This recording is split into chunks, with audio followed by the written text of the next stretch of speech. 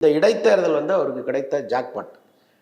அவர் களத்தில் இறங்கி வீடு வீடாக போய் ஓட்டு கேட்டாருன்னா நிச்சயமாக வந்து ஒரு மிகப்பெரிய மாற்றத்தை ஏற்படுத்தலாம். அவர் கட்சிக்கே வந்து முதல் வெற்றியாக அது கருதப்படுகிற சூழலை உருவாக்கும். ஏன்னா இப்போ 2026 தேர்தலை அவர் பிளான் பண்ணுறாரு.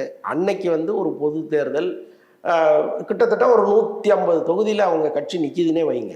தனியாங்கன்னா 234, கூட்டணியோடன்னா அட்லீஸ்ட் ஒரு 100 120ன்னே வைங்களேன். அப்போ நீங்கள் பரவலான பார்வை தான் இருக்கும். ஒரு தொகுதியை குறி வச்சு நீங்கள் வேட்டையாடவே முடியாது. அப்போது உங்களுக்கு கிடைத்த பெரிய ஜாக்பாட்டு இது. விஜய் தொடர்பானவர்களும் போய் அங்கே இறங்கி ஒரு 10 நாள் பிரச்சாரம் பண்ணால் அங்கே நடக்கிறதே வேறு. ஒரு 2026 தேர்தலுக்கான ஒரு பெரிய முன்னோட்டத்தை நீங்கள் காமிக்கலாம்.